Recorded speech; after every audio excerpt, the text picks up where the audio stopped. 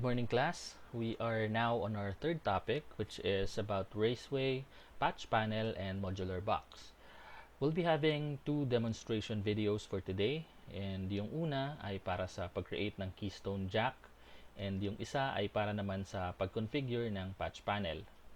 The theoretical discussion will be available sa inyong modules, and if you have any questions, don't hesitate to send me a message. So, we'll be starting by introducing or checking the materials na gagamitin natin for today. And ang una dito ay ang patch cable. Okay? So, patch cable ay term na ginagamit para sa mga straight-through cable wiring scheme, either T568A or T568B. So, ang pinaka-common na ginagamit natin ay ang T568B or yung white-orange ang unang kulay. Yun ang gagamitin natin for today. Okay? So, next is our LAN tester, of course, para matest natin ang ating ang matatapos natin na modular keystone. And then, of course, meron din tayong wire stripper para sa ating patch cable. Meron din itong cutter. So, alam ko na medyo sanay kayo dun sa color yellow na maliit. So, ito ang gagamitin natin ngayon. Next is, of course, our modular keystone jack. And kung mapapansin nyo, meron itong A and B. Then may katabing color codes. A is for T568A and B is for T568B na wiring scheme. Ito naman ang ating punch down tool. So sa dulo, meron siyang dalawang side. Yung mas mahaba, yun yung may blade na nagka-cut ng excess wires ng ating mga gagamitin na cables. So, ang first step natin is to strip the wires. Yung kabilang dulo, RJ45 and crimping tool ang gagamitin ninyo. Ito naman kabila, ang gagamitin natin para sa keystone jack. And we need maybe 1 1/2 inch. So, yun ang i-strip natin sa kanya. Then, after nito, ihiwa-hiwalayin natin yung apat na pares ng wires.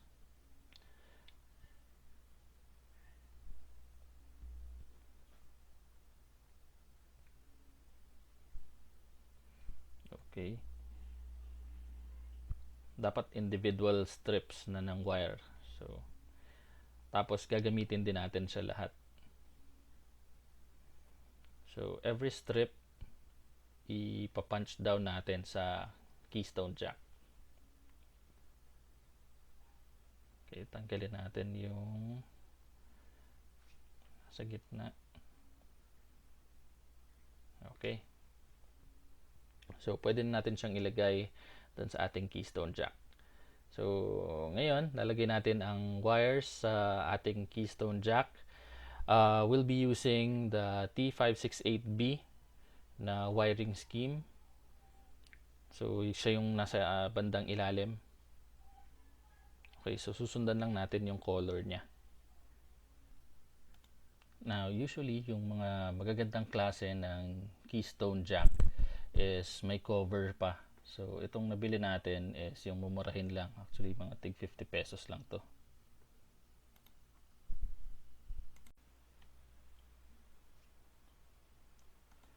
So, ang pag-insert natin ng ating cable sa ating keystone ay hindi kailangan nakasagad. So, insert lang ng mga, sabihin natin 1/4 inch sa loob ang ating cable.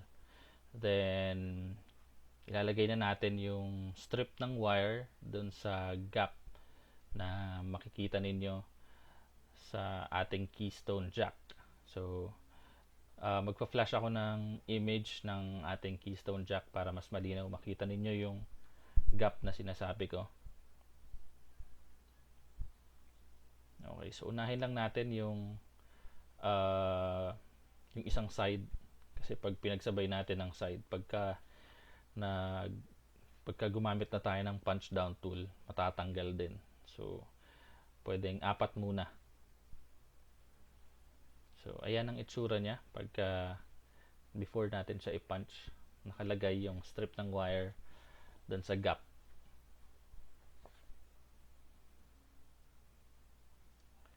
So, once nakalagay na, pwede na natin gamitin ang punch down tool natin para ma-connect ang copper part ng wires dun sa copper part naman ng keystone jack. So, remember na ang blade ay nasa outer part dapat ng ating keystone jack nakatapat kasi ang trabaho niya ay putulin ang excess wires. So, yung mga pasobra na wires natin dun sa keystone. So, gamit lang ng konting puwersa pag magpa-punch down. And then, usually yung rubber hindi talaga agad natatanggal. So, pwede nyo manually tanggalin na lang yon. So, gagawin lang natin yon ng 4 times per strip ng wire hanggang makompleto natin yung 4.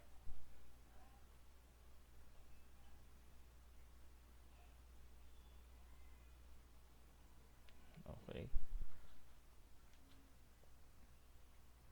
So, hindi kailangan ng sobrang puwersa. Baka kasi pag nasobrahan naman ng puwersa, mabasag naman yung keystone jack natin. So, yung keystone jack natin is gawa sa ano lang yan, gawa sa plastic.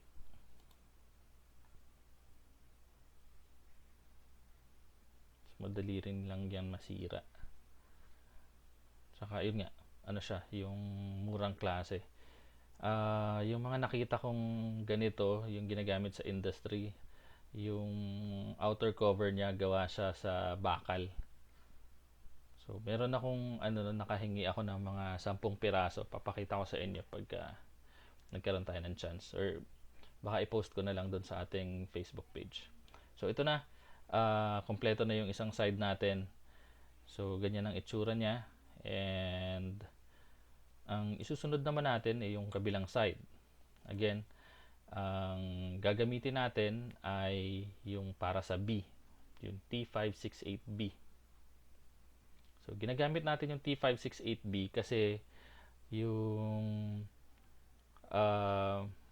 karamihan ng industry na gumagamit ng mga patch cable, yan ang kadalasang ginagamit. So, yung A ginagamit din naman yan, pero bihirang-bihira.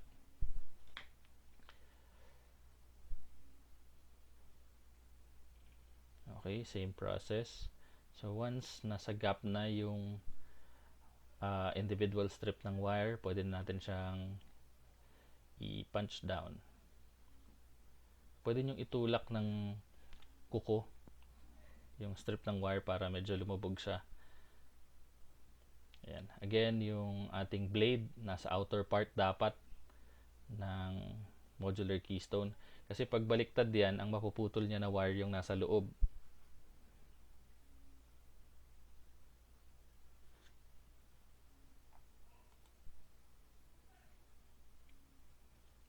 Okay, ulitin lang natin siya. Pag nag-punch down kayo, may mararamdaman kayong snap pag tulak ninyo sa kanya. So, malalaman nyo kung tama yung pagkaka-punch down nyo. Pag wala kayo narinig na snap, ibig sabihin kulang yung tulak ninyo dun sa ating tool.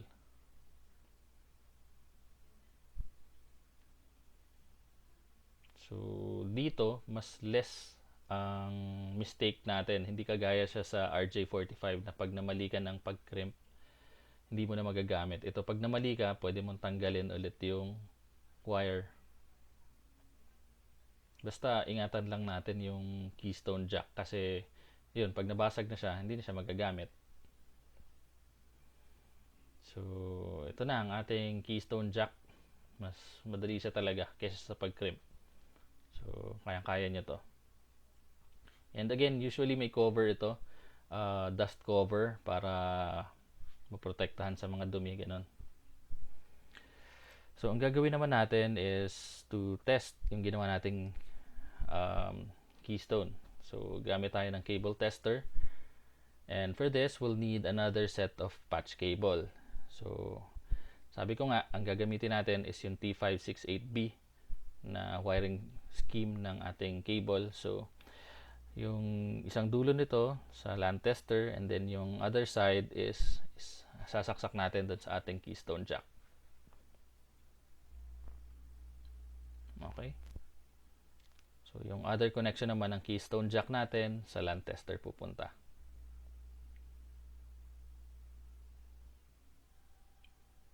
Okay, straight through. So, dapat 1 to 8 ang ilaw.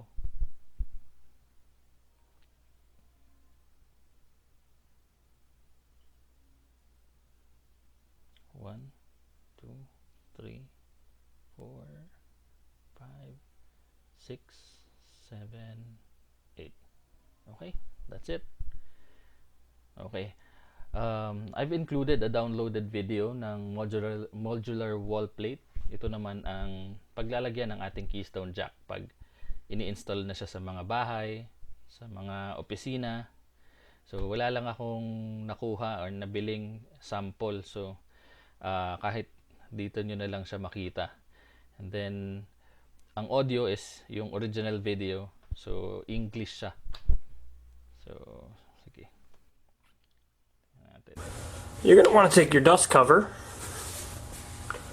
this one right here, and you're going to want to place this end over the Cat5 cable, like so. So you don't have to worry about any electrical interference. And there, you have your Cat5 Keystone jack completed. For the final step, you're going to take a wall plate, which you can purchase from us directly at firefold.com. Just a plain basic white wall plate. It's the inside, it's the outside. You're going to take your Cat5 Keystone jack, and if you'll notice here, there's two things. On the top here, there's a clip that's going to securely hold this in place. And on the bottom here, there's a little nub, which is going to just slide into a slot right on the inside of this jack, which you can see right there.